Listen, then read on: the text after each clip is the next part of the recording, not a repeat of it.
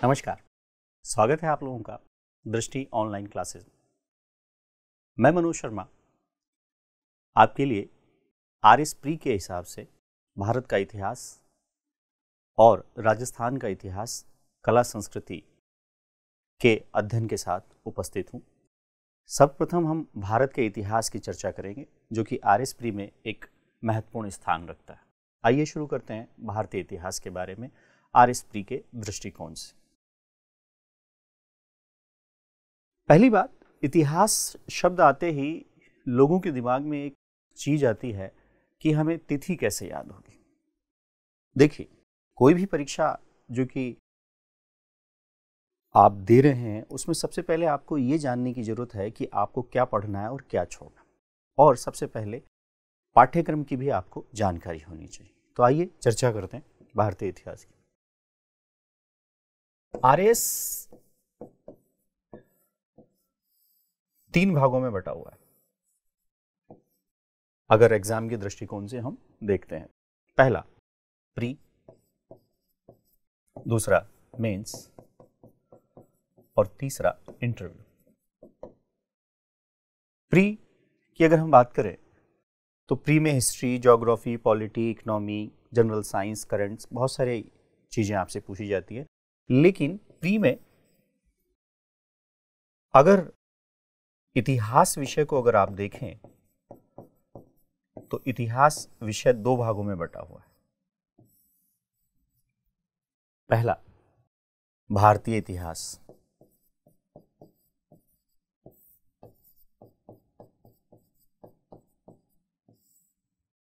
और दूसरा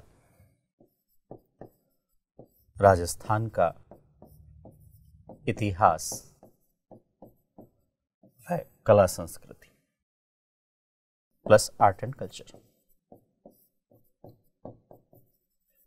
अब औसतन अगर हम देखें तो 150 प्रश्नों में से जो कि प्री में पूछे जाते हैं, लगभग 22 से 25 प्रश्न, कभी कभी इनकी संख्या 30 भी हो जाती है, जो कि इतिहास से पूछे जाते हैं। यानी कि इतिहास विषय आपको न चाहते हुए भी पढ़ना पड़ेगा। तो आइए देखते हैं। आज हम अध्ययन करेंगे भारतीय इतिहास का। इसका प्रश्नों के हिसाब से अगर हम बंटवारा करें तो करीब 15 या 13 प्रश्न यहां से और करीब 12 प्रश्न यहां से। अब 12 प्रश्न हैं तो 12 के 12 सही हो जाए, हम तो ये चाहेंगे, लेकिन ऐसा होता नहीं है। फिर भी हम कोशिश करेंगे ये देखने की सबसे ज्यादा वेटेज कौन से हिस्से पर है। आइए,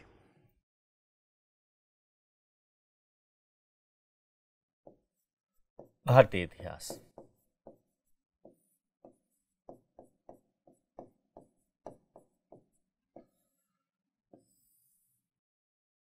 अध्ययन की दृष्टि से भारत के इतिहास का विभाजन 3 भागों में किया गया।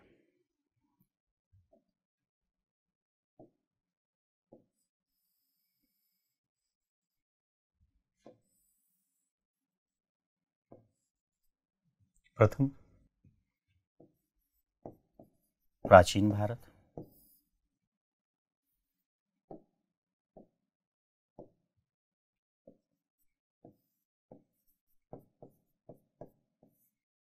दूसरा मिडेवल या मध्यकालीन भारत, और तीसरा मॉडर्न इंडिया, आधुनिक भारत।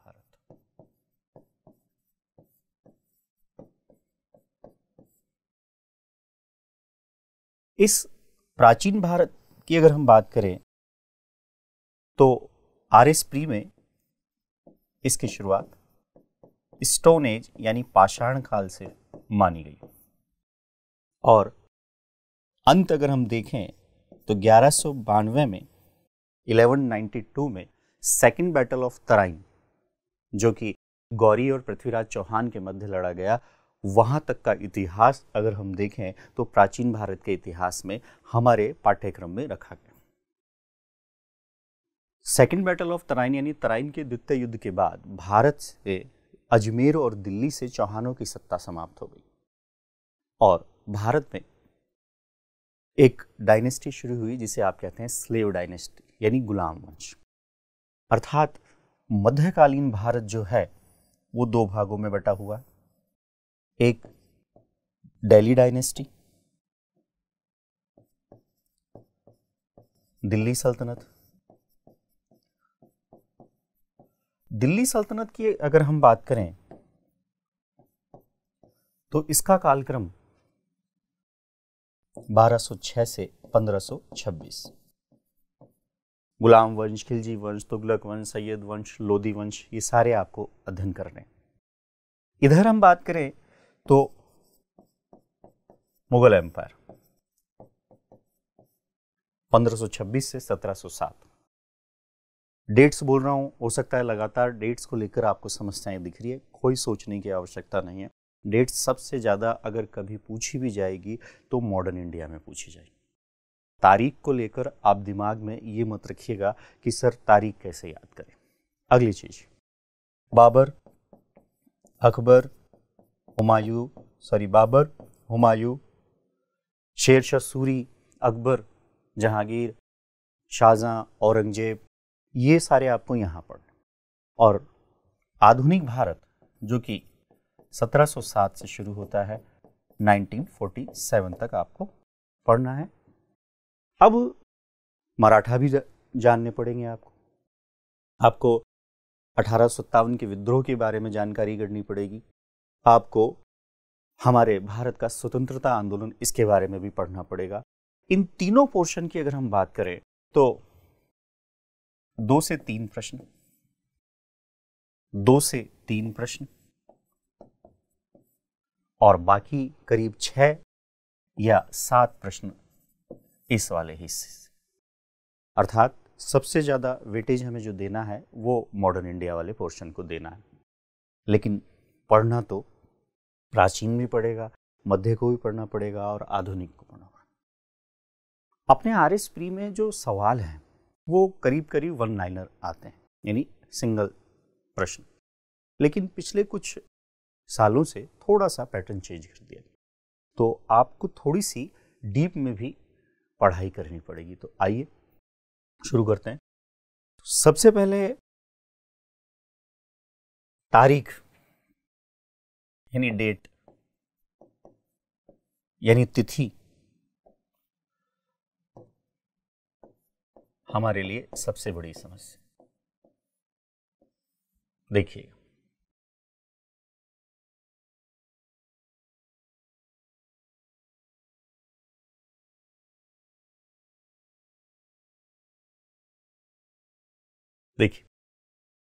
तिथि को लेकर हम बात करें तो एक छोटा सा फॉर्मूले से हम शुरू करते हैं।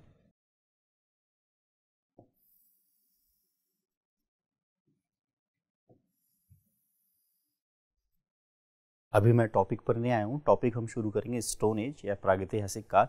लेकिन आपको थोड़ी बेसिक नॉलेज दे दूं, वो कि तिथि से संबंधित। मान लीजिए ये ईसा मसीह है।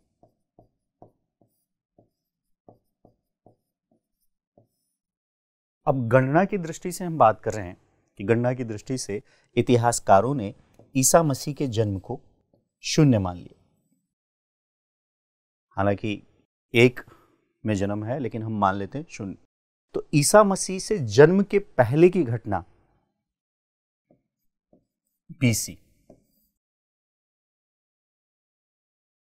बिफोर क्राइस्ट, यानी हिंदी में अगर हम देखें तो इसे आप कहते हैं ईसा पूर्व। ईसा मसीह के जन्म की बात की घटना एनी डोमिनी, तो इसे हम हिंदी में कहते हैं ईसवी। देखिए, एक चीज ध्यान रखिए, आप दृष्टि से जुड़े हुए हैं और जब तक कॉन्सेप्ट क्लियर नहीं हो तब तक आगे जाने का कोई औचित्य नहीं। बच्चे अधिकतर रटते रहते हैं डेट को, डेट हमारे समझ में नहीं आई। तो इस चीज को अच्छी तरह से आप समझिए। अब आज अगर हम देखें तो ये 2020 है, 2020 ईसवी। ईसा मसीह का जन्म 0 माना है, तो ईसा मसीह 2020 साल के हो गए। इंडस वैली सिविलाइजेशन से भी पीछे चलेंगे, लेकिन एक छोटा सा एग्जाम्पल पे मैं आपको समझा रहा हूं।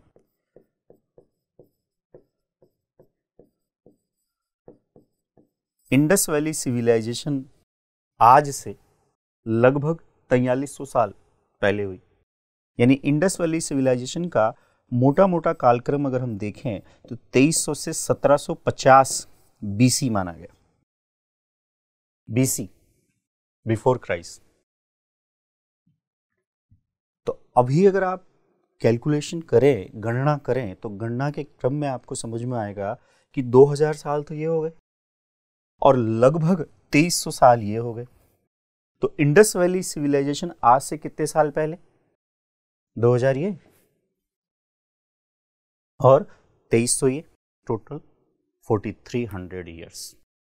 अब इतिहासकारों ने गणना के क्रम में यहां से उल्टा चलना शुरू किया। तो 2300 के बाद 2200, 2200 के बाद 2100, 2100 के बाद 2000, ऐसे हम 0 तक पहुंचते हैं। जैसे अगर आप देखें वैदिक सभ्यता,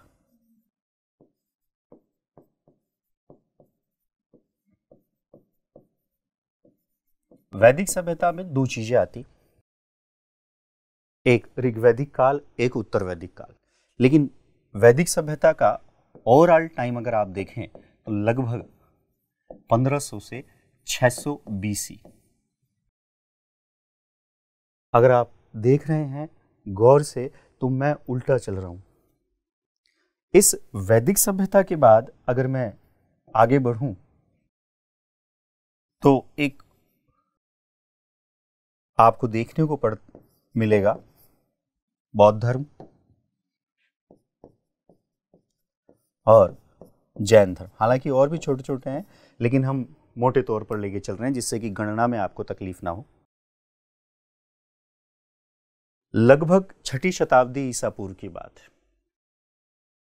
महात्मा बुद्ध का जन्म 563 ईसा पूर्व कपिलवस्तु के लुम्बिनी नामक स्थान पर हुआ और 483 ईसा पूर्व में उनकी मृत्यु हो गई। 563 ईसा पूर्व, ईसा पूर्व। पहली चीज तो आप ये ध्यान रखें,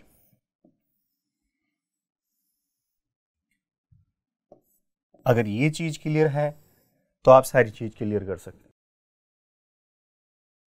मेंस की दृष्टि से अगर हम लिखें तो ये कह सकते हैं कि महात्मा बुद्ध का जन्म आज से लगभग 2600 साल पहले हुआ।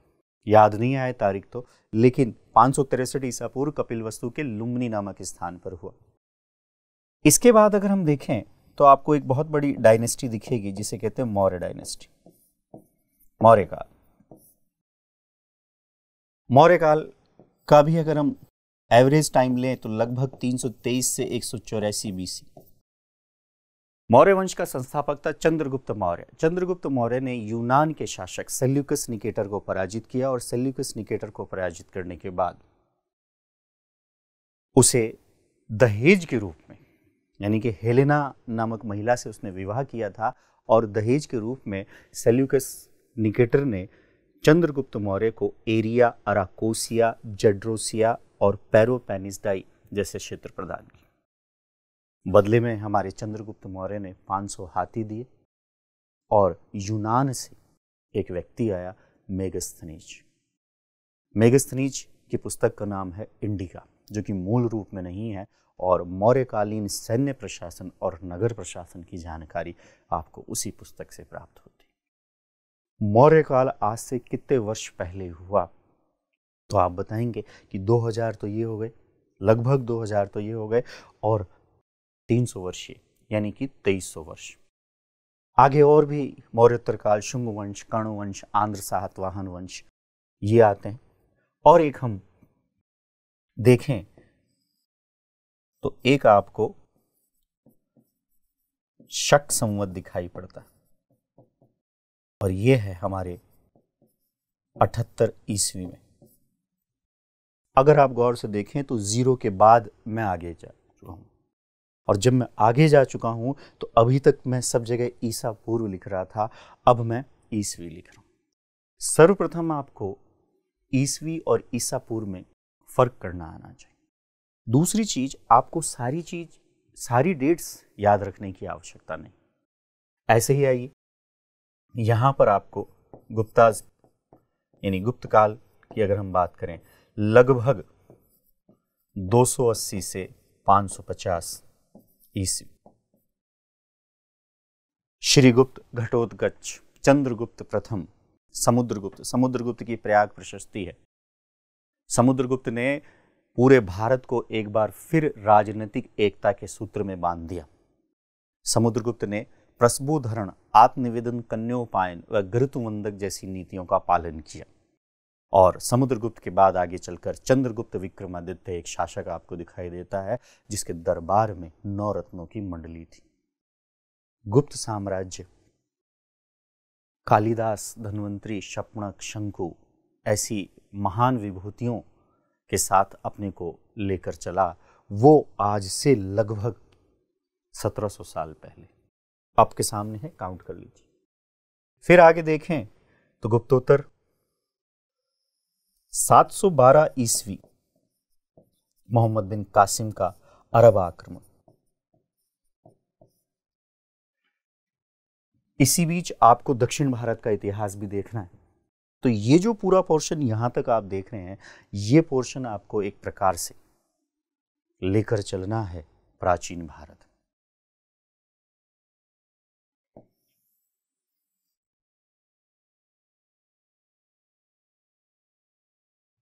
आइए इसी को थोड़ा आगे बढ़ाएं। यहां अभी जैसा कि मैंने पिछली स्लाइड में बात की, दिल्ली सल्तनत, और दिल्ली सल्तनत का टाइम 1206 से लेकर 1526। इसके बाद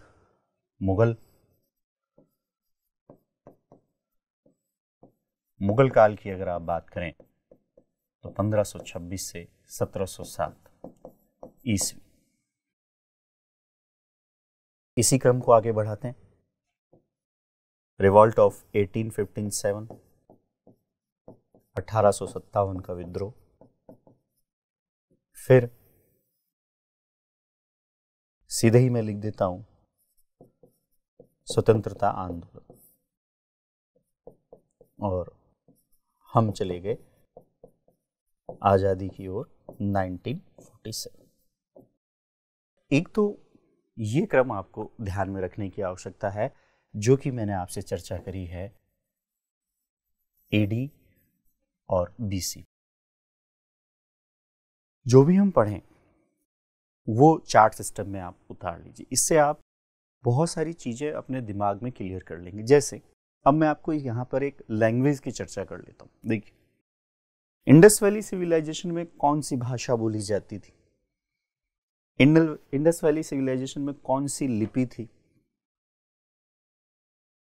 पता नहीं। एक जगह है धोलावीरा, वहां से एक बोर्ड मिला है, उस बोर्ड पर तत्कालीन लिपि में कुछ लिखा हुआ है जिसे इतिहासकार आज तक पढ़ नहीं पाए। तो दिमाग में पहला ही सवाल कि सर भाषा और लिपि में क्या फर्क है? भाषा विचारों के आदान प्रदान को कहते हैं, जबकि लिपि जो मैं बोर्ड पर लिख रहा हूं ये देवनागरी है, और लिपि अगर मुख्य रूप से आपको दिखे तो अशोक के अभिलेखों में ब्राह्मी, खरोष्टी, आर्यमाइक, ग्रीक ये दिखेगी। यहां वैदिक काल में लिखना नहीं जानते थे, मौखिक सारी चीजें होती थी, संस्कृत भाषा में बात करते थे। तो यहां पर आपको भाषा दिखेगी संस्कृत। संस्कृत के बाद प्राकृत और पाली। बौद्ध धर्म के अगर ग्रंथ अगर आप देखेंगे वो पाली भाषा में, जैन धर्म के अगर ग्रंथ देखेंगे तो प्राकृत भाषा। जैसे धम्म, अशोक के दूसरे और 7वें स्तंभ लेख में धम्म के बारे में पता चलता है। अशोक धम्म की परिभाषा बोलता है, अपासिन्वे बहुकयाने दया दानवे माधवे साधवे छ। आएगा जब हम टॉपिक पर आएंगे तब इसकी बात करेंगे, लेकिन मैंने जो शब्दों का प्रयोग किया वो बौद्ध धर्म के ग्रंथ राहुलोवाद सुत्त से लिया गया। मौर्य काल की भाषा चेंज हो जाती है, पाली और प्राकृत आपको दिखेंगे। रीजन, चंद्रगुप्त मौर्य जैन धर्म को मानता था और अशोक बौद्ध धर्म का पोषक था। गुप्त काल तक आते आते भाषा फिर संस्कृत हो जाती। संस्कृत कैसे हो जाती है? तो समुद्रगुप्त की प्रयाग प्रशस्ति अगर आप देखें तो संस्कृत भाषा में है, चंपू शैली में है, और चंपू शैली का तात्पर्य है जिसमें गद और पद दोनों का प्रयोग किया गया। आगे अरब तो आपको पता चल ही रहा है। लैंग्वेज आएगी फारसी, फिर उर्दू, जबान हिंदवी। अमीर खुसरो जैसे विद्वान आपको दिखेंगे जब आप भक्ति और सूफी का अध्ययन करेंगे। और लास्ट में अंग्रेज आएंगे तो ऑब्वियसली आपको समझ में आ ही रहा होगा कि लैंग्वेज तो अंग्रेजी होगी। तो आपने इस चार्ट से भाषा को भी जाना। अब आइए इसके बाद हम देखते हैं प्राचीन भारत के इतिहास के स्रोत। टॉपिक क्या क्या पढ़ने हैं वो आपको मैं टॉपिक के साथ ही बताता जाऊंगा, और पहले मैं आपको बेसिक चीजें बता रहा हूं। आइए, पहली चीज इतिहास। हम पढ़ रहे हैं भारत का इतिहास, और हालांकि इतिहास का जनक तो हेरोडोटस को कहा जाता है। 5वीं शताब्दी ईसा पूर्व में उसने एक पुस्तक हिस्टोरिका के माध्यम से बताया कि भारत और फारस के मध्य व्यापारिक संबंध थे। लेकिन हमें प्राचीन काल में थोड़ा विदेशी यात्रियों का वर्णन देखना पड़ेगा, वो अभी हम बात करेंगे। लेकिन यहाँ हम भारत के इतिहास की बात करें तो इतिहास का अर्थ है अतीत की बातों का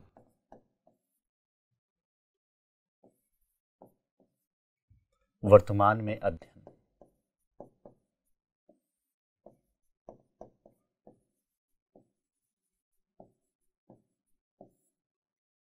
अतीत की बातों का वर्तमान में अध्ययन। दूसरे शब्दों में मैं अगर कहूं तो आप ये कह सकते हैं हमारे पूर्वजों की वो पावन गाथा जो हमें अच्छे कार्य करने के लिए प्रेरित करे, उसे हम कहेंगे इतिहास। इतिहास को जानने के लिए आवश्यकता होती सोर्स की, स्रोत। जैसे एक एग्जाम्पल से हम बात करते हैं, राजस्थान में भी बात कर लेते हैं और भारत के इतिहास में भी बात कर लेते हैं। 1437 में महाराणा कुंभा ने सारंगपुर के युद्ध में मालवा के शासक महमूद खिलजी को हरा दिया, और अपनी इस सारंगपुर की विजय के उपलक्ष्य में महाराणा कुंभा ने 9 मंजिला विजय स्तंभ का निर्माण कराया, जिसकी तीसरी मंजिल पर 9 बार अल्लाह शब्द लिखा है। अब ये विजय स्तंभ जो है ये इतिहास को बताने का स्रोत है, लेकिन कैसा स्रोत है वो मैं भी आपको बताऊंगा। दूसरा, 1857 के विद्रोह के बारे में जानकारी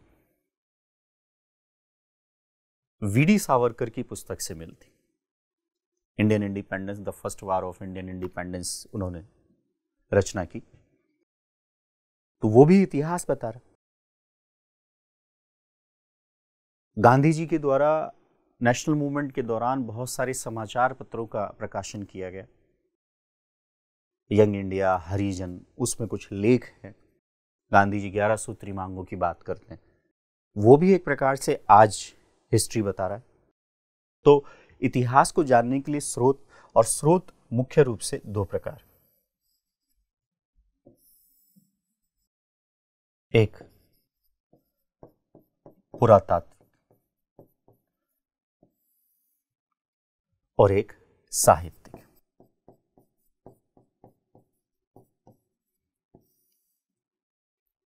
पुरातात्विक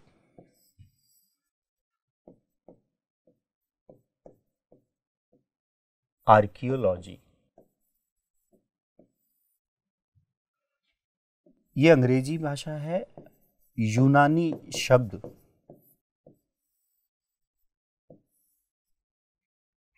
आर्कियोज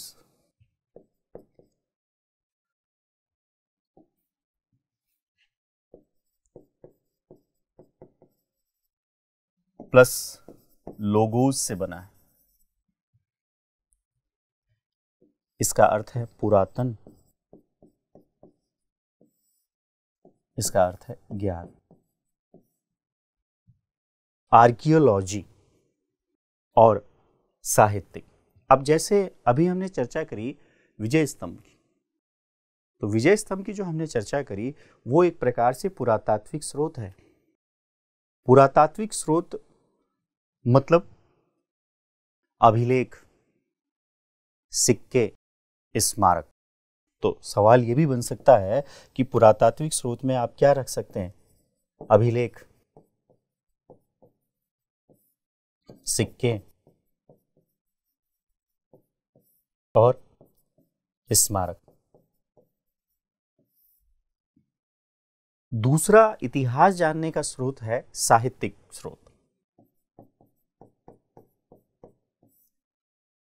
लिटरेचर, जैसे मैंने अभी बुक्स की बात की, इसको भी अगर आप देखें तो दो भागों में बांट दीजिए। धार्मिक, रिलीजियस,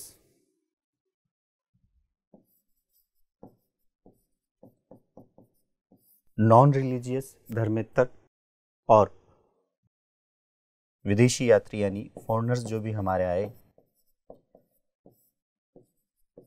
विदेशी यात्रियों के यात्रा वृत्तांत।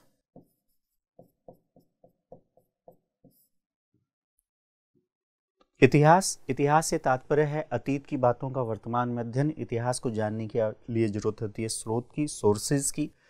सोर्सेज दो प्रकार के हैं, एक पुरातात्विक है और एक साहित्यिक। आइए चर्चा करते हैं पुरातात्विक। एक एक बिंदु पर हम बात कर लेंगे।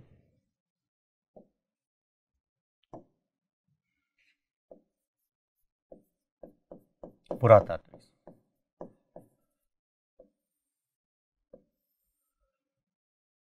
पुरातात्विक स्रोत की अगर हम बात करें तो इसमें अभिलेख, इंस्क्रिप्शन, सिक्के, कॉइन्स और स्मारक, you can say like monuments, इसकी चर्चा कर सकते हैं।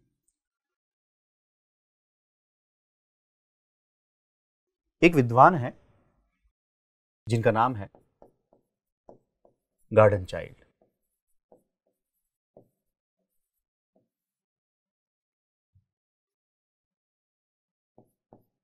एक है एच.डी. संकालिया,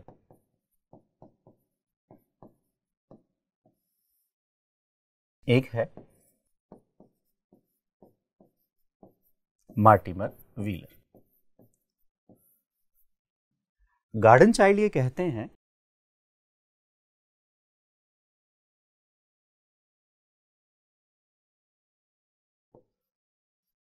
खुदाई के दौरान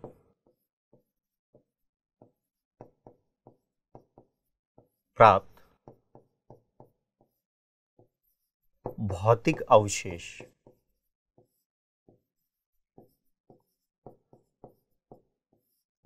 के आधार पर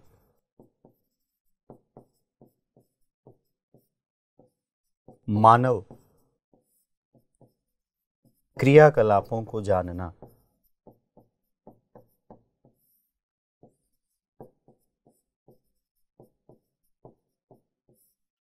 ही पुरातत्व है। पहले हम पुरातत्व की बात करें, ठीक है।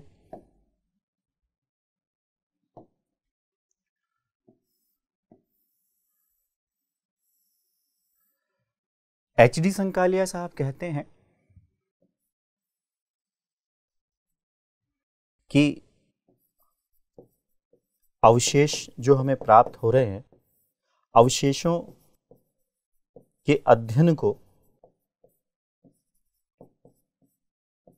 पुरातत्व कह सकते हैं। पहले हमें यही पता नहीं होता है पुरातत्व या आर्कियोलॉजी क्या है, तो सबसे पहले हमने इसको जाना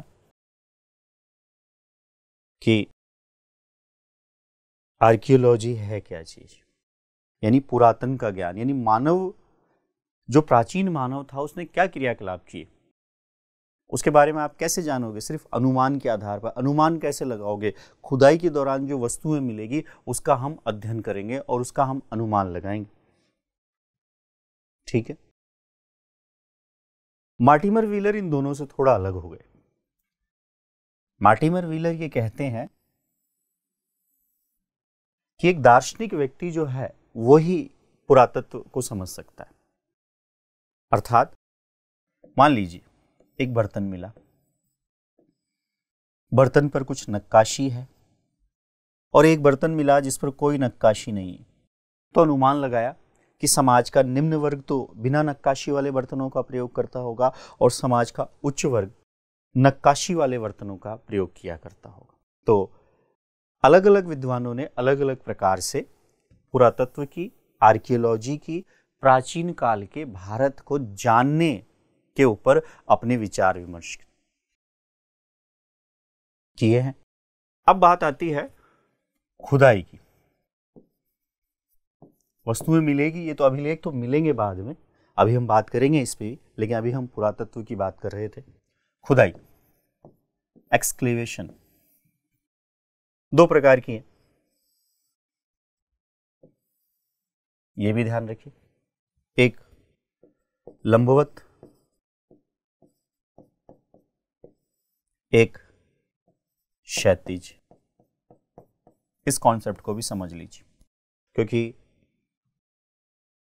आगे बढ़ने से पहले मैं आपको ये चीजें इसलिए समझा रहा हूं क्योंकि आगे के सारे 2-3 जो चैप्टर हैं वो खुदाई पर निर्भर करेंगे।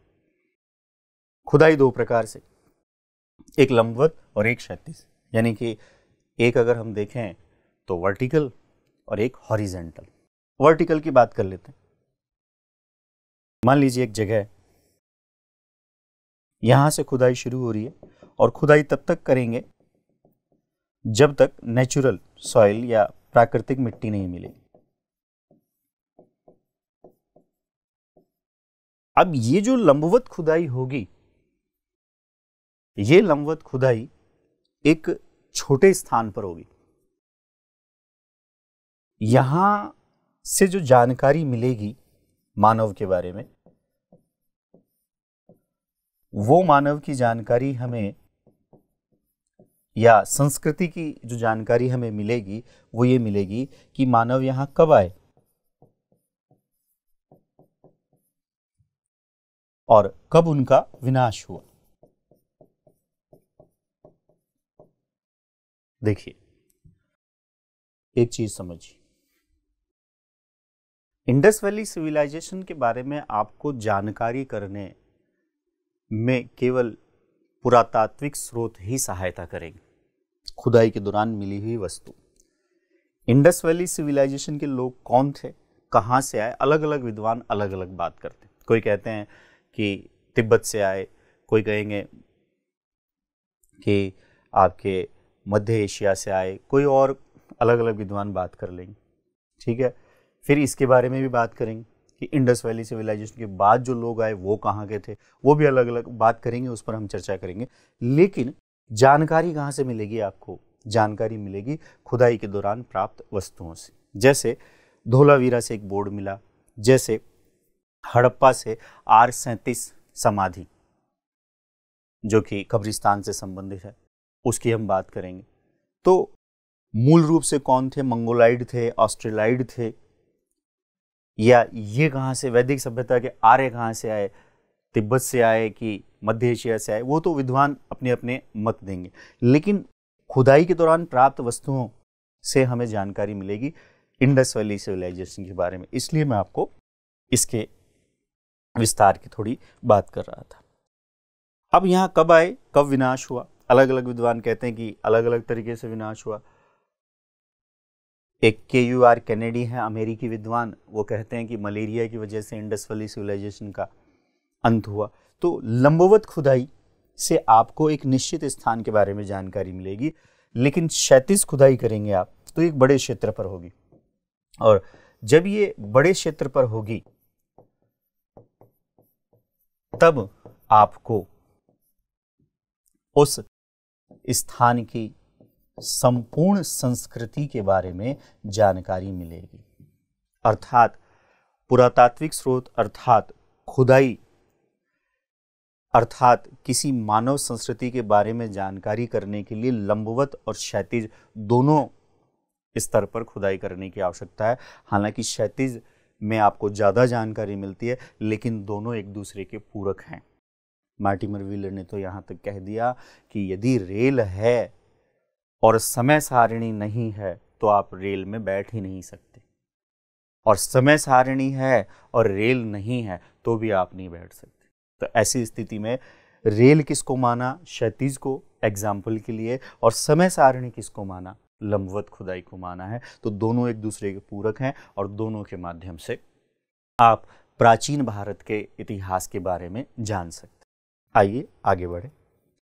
अब आइए अभिलेख की बात करते हैं। अभिलेख, इंस्क्रिप्शन। अभिलेखों के अध्ययन की अगर हम बात करें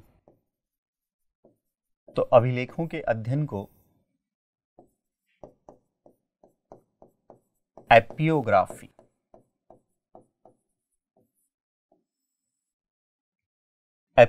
कहा जाता है।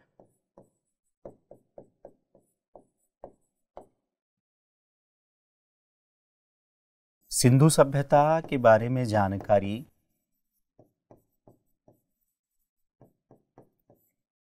की अगर हम बात करें तो वहां से प्राप्त सेल खड़ी की मुद्राओं से हो रही,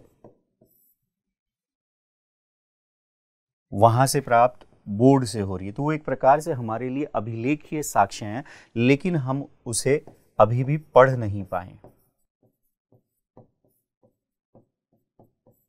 हड़प्पा से, मोहनजोदड़ो से वर्गाकार आकृति की मुद्राएं प्राप्त हुई है, उन पर चिन्ह हैं, सील हैं, लेकिन हम उसे पढ़ नहीं पाए। अभिलेखीय साक्ष्य भारत में अगर पहला महत्वपूर्ण अभिलेखीय साक्ष्य जो पढ़ा जा चुका है वो माना जाए तो उसे हम कह सकते हैं अशोक के अभिलेख।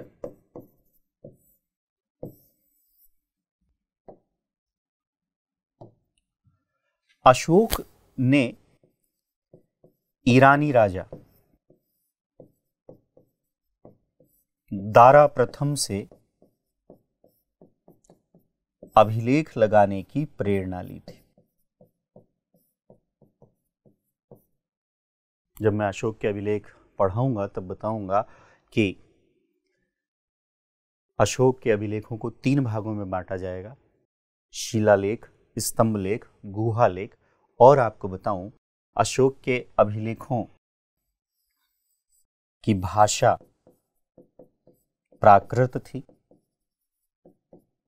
भाषा यानी कि विचारों का आदान प्रदान, और अशोक के अभिलेखों की लिपि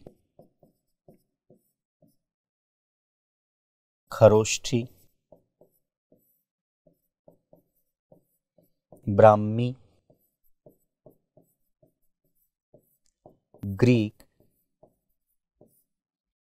व आर्मेइक थी। एक बात मैं आपको विद्यार्थियों में बता दूं कि अपने राजस्थान में मेंस जो होता है वो मेंस 3 भागों में बटा हुआ है: 15 वर्ड्स 15 शब्द, 50 शब्द और 100 शब्द। तो हालांकि प्री हम पढ़ रहे हैं, लेकिन आप ये भी ध्यान रखिए कि आप 15 वर्ड वाले सवाल भी कर पाएं। जैसे अभिलेख कितना सा लिखा हुआ आएगा? 15 शब्द। अगर आप में से किसी ने मेंस लिखा हो तो उसे पता है कि अपने सवाल कैसे पूछे जा सकते हैं, कैसे पूछे जाते हैं। राजस्थान में एक शब्द लिख दिया जाता है, कांसे की, नृत्य की, फिर उसके बारे में आपको कहा जाएगा 15 शब्द लिखिए। चित्रकला में इतना सा पूछा जाएगा, पिछवाई 15 शब्द लिखिए। तो अभिलेख, तो अभिलेखों के बारे में आपको जानकारी होनी चाहिए। अशोक के द्वारा सर्वप्रथम अभिलेख लगवाए गए। ईरानी राजा दारा प्रथम से अभिलेख लगवाने की प्रेरणा ली। भाषा प्राकृत, लिपि खरोष्ठी, ब्राह्मी, ग्रीक, अरेमाइक, और जहां से मिले हैं वही नाम दे दी। जैसे वृहद शिलालेख है, 14 राज्य की आज्ञाएं हैं, 8 स्थानों से मिले, जैसे शहबाजगढ़ी, मनसेहरा, कालसी, सोपारा, धोली, जोगढ़, ये स्थानों के नाम है। जब हम टॉपिक में चलेंगे तब बात करेंगे, स्थानों के नाम है। तो जहां से मिले हैं वही नाम दे दिए। जैसे अपने राजस्थान में अगर हम देखें तो राजस्थान में बैराट से अशोक का भाब्रू लघु शिलालेख मिला है, जिसे त्रिरत्न शिलालेख कहते हैं। और इस भाब्रू लघु शिलालेख में अशोक बौद्ध धर्म के त्रिरत्न बुद्ध, धम्म व संघ के प्रति आस्था प्रकट करता है, और इसी वजह से इसे त्रिरत्न शिलालेख या लघु शिलालेख के नाम से जानते हैं। तो अभिलेख के बारे में आपने ये जानकारी की। अगला, अभिलेखों से जानकारी क्या मिलती है इतिहास के बारे में? तो जानकारी मिलती है प्रशासन की। ये भी ध्यान रखिए, किसी राजा के व्यक्तिगत जीवन की। जैसे अशोक के अभिलेखों में उसकी रानी कारुअकी का नाम है, तो निजी जीवन की जानकारी मिलती है, प्रशासन की जानकारी मिलती है, और अशोक के अभिलेखों से उसके धम्म के बारे में जानकारी मिलती है। अन्य धर्मों को भी मानने को समान रूप से कहता है। वो किसी पर ये जोर जबरदस्ती नहीं कर रहा है कि आप बौद्ध धर्म को अपनाओ, जबकि अशोक स्वयं बौद्ध धर्म का अनुयायी था। अशोक के काल में पाटलिपुत्र में तीसरी बौद्ध संगीति का आयोजन किया गया था, जो कि 251 ईसा पूर्व में आयोजित की गई थी। तो इसलिए अभिलेखों से आपको बहुत सारी जानकारी मिलती है। अभिलेख के बाद अगर हम देखें तो अगला है सिक्के।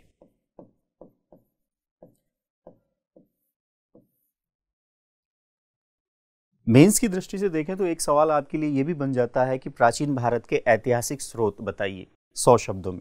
और जब ये इस तरह के सवाल आ जाए कि प्राचीन भारत के ऐतिहासिक स्रोत बताइए, तो आप यहां से शुरू कर सकते हैं।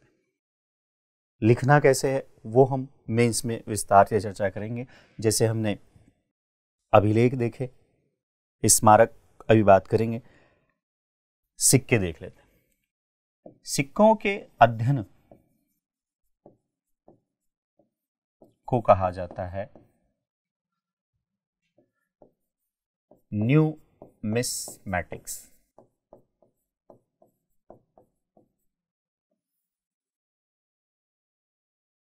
जैसा कि मैंने आपको प्रारंभ में बताया कि 2 से 3 सवाल हैं प्री में, तो ज़्यादा डीप में भी नहीं जाना और केवल ऊपर ऊपर भी हम नहीं पढ़ सकते।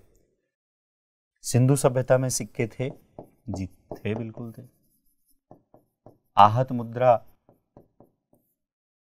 या पंचमार्क सिक्के आप कह सकते हैं।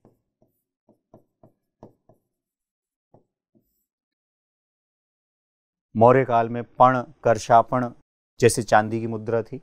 हालांकि चांदी का सर्वप्रथम उल्लेख हमको अथर्ववेद में दिखाई पड़ता है। पण जो थी मौर्यकालीन राजकीय मुद्रा थी। 48,000 पण तक वेतन दिया जाएगा, अर्थात पण जो है मौर्य काल में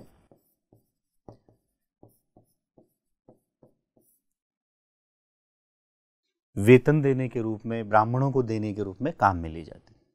फिर आगे चलकर कुषाण शासकों ने सोने के सिक्कों का प्रचलन कराया। तो सवाल ये बन रहा है कि सिक्कों से क्या जानकारी मिल रही। जैसे अपने सवाल जो है ये आजकल पूछे जा रहे हैं कि निम्नलिखित कथनों पर विचार करिए, कौन सा कथन सत्य है। सिक्कों से जानकारी क्या मिल रही? सिक्कों से किसी राज्य की अर्थव्यवस्था की जानकारी मिल रही।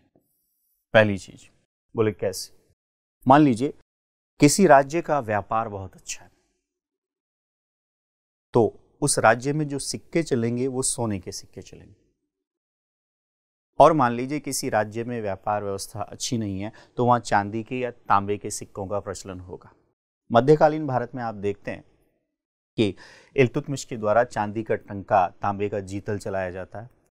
फिरोज शाह तुगलक भी सिक्कों का प्रचलन कराता है, जैसे बिक, अद्धा, शशगनी, और शेरशाह सूरी के द्वारा तो रुपया प्रचलित कराया जाता है।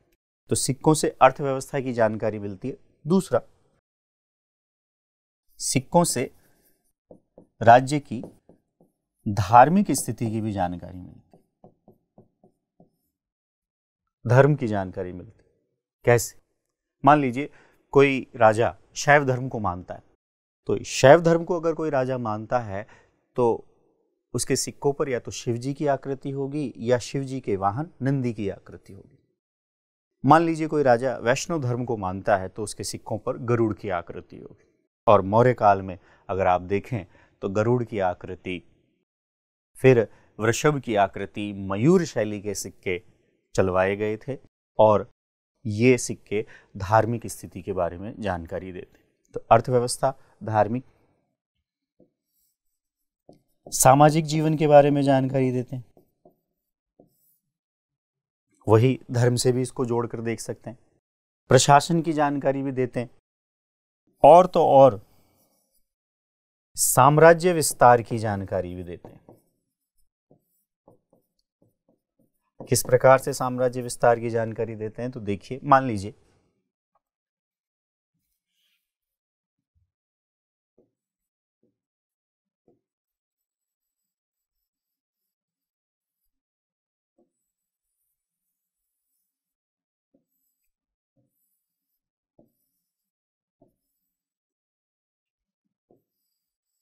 ये पाटलिपुत्र, यहां के राजा के द्वारा चलाए गए सिक्के ये हमारे यहां से मिले, बयाना से। ये तो पाटलिपुत्र हो गया, वर्तमान पटना, बयाना भरतपुर। आपको जानकारी होगी कि गुप्तकालीन सिक्कों के ढेर भरतपुर के बयाना से प्राप्त हुए हैं। अर्थात इस राजा जिसके सिक्के यहां से मिले हैं, इसका साम्राज्य यहां तक होगा। और आज भी अगर हम देखें करेंसी के स्तर पर तो पूरे भारत में एक ही करेंसी है। तो सिक्कों से आपको साम्राज्य विस्तार की भी जानकारी मिलती है। तो पहला है अभिलेख, दूसरा है सिक्के, तीसरे की अगर हम बात करें तो स्मारक। मंदिर ले लीजिए, फिर कोई झील है, प्रशस्ति है, हम बात करेंगे राजस्थान में, तो उस झील के किनारे एक बड़े पत्थर पर कुछ लिखवा दिया बनाने वाले ने, तो वो भी इतिहास ही बता रहा। स्मारक है, उस पर लिखा हुआ है, वो भी इतिहास ही है। तो मॉन्यूमेंट्स पर जो चीज़ें लिखी गई है उस पे भी हम इतिहास को जान सकते हैं, और वो राजा के बारे में, उसके प्रशासन के बारे में, उसके कीर्ति के बारे में भी बताता है। तो ये तो थे पुरातत्व। अब हम बात करते हैं स्रोत में। देखिए, हम पढ़ रहे हैं स्रोत। स्रोत में हमने पहला पुरातात्विक में अभिलेख, सिक्के, स्मारक। स्मारक मंदिर से संबंधित है, तो मंदिर भी मैं आपको बताऊंगा। नागर शैली, द्रविड़ शैली, वेसर शैली, एकायतन शैली, पंचायतन शैली, महामारू शैली जब मंदिर में आएंगे। और उत्तर भारत के मंदिरों का निर्माण नागर शैली में किया गया है, ईंटों से किया गया है, और प्रमुख विशेषता है शिखर। तो वो स्मारक इसलिए हमने मंदिर के लिए रोक लिए, तो वो हम वहाँ देख लेंगे। अगली चीज जो है वो है साहित्यिक स्रोत। तो थोड़ा सा साहित्य के बारे में भी जानिए।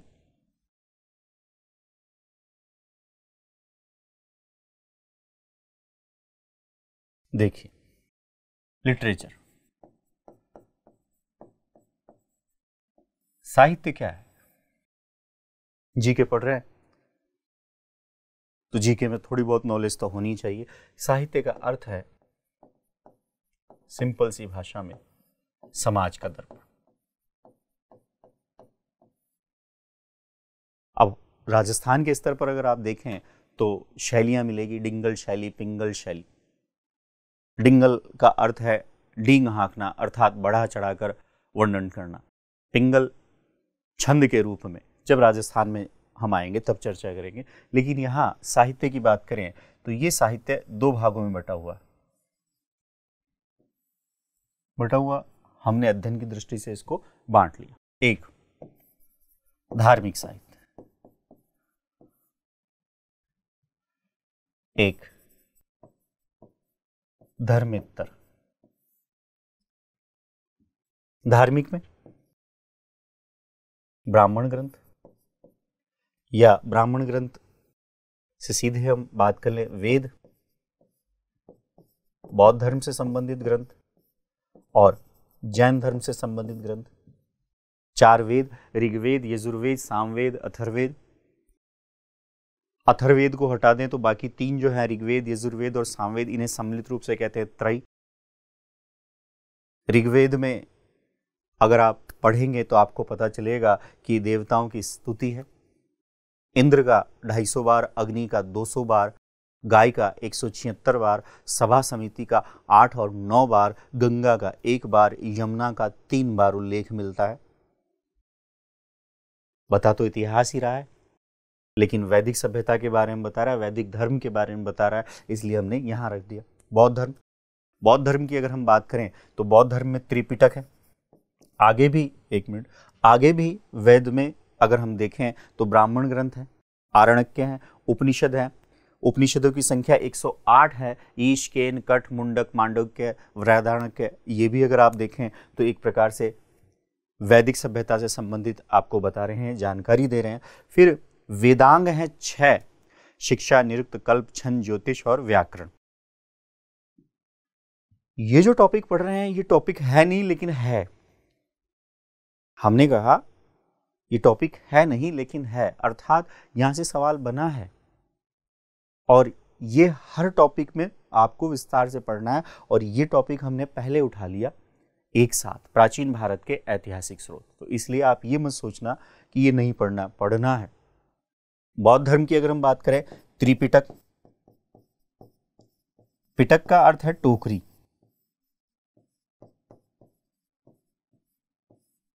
त्रिपिटक में अगर हम देखें तो सुत्त, विनय और अभिधम। प्री में तो यह भी सवाल बन सकता है कि कौन त्रिपिटक में शामिल नहीं है, और एक नीचे ऑप्शन दे देगा राहुलोवाद सुत्त। सुत्त पिटक, विनय पिटक, अभिधम पिटक। सुत्त महात्मा बुद्ध के विचार का संग्रह मिलता है, विनय पिटक बौद्ध संघ के नियम मिलते हैं, और अभिधम पिटक बौद्ध धर्म के दार्शनिक विचारों के बारे में आपको जानकारी देती है। जिस प्रकार बौद्ध धर्म में कहा गया है कि संसार में चारों तरफ दुख ही दुख है, दुख का कारण तृष्णा, और इस पूरे चक्र को यानी अज्ञानता रूपी चक्र को प्रतीत्य समुत्पाद कहा गया है। इन सब के बारे में जानकारी यानी दर्शन के बारे में जानकारी आपको अभिधम पिटक से मिलती है। तो बौद्ध धर्म, ऐसे ही जैन धर्म से संबंधित पुस्तकें आगम कहा गया है। जब आप बौद्ध धर्म और जैन धर्म पढ़ेंगे तब मैं इस पर चर्चा करूंगा। तो ये बता रहा है इतिहास 6ठी शताब्दी का। वैदिक सभ्यता से संबंधित जानकारी अगर आपको लेनी है तो आपको वेदों से लेनी पड़ेगी, यानी कि आज से 3500 साल पहले का इतिहास वेद बता रहे। फिर धर्मेत्तर में एक की हम चर्चा कर लेते हैं, कौटिल्य, जिसे आप चाणक्य कहते हैं। कौटिल्य की पुस्तक का नाम है अर्थशास्त्र।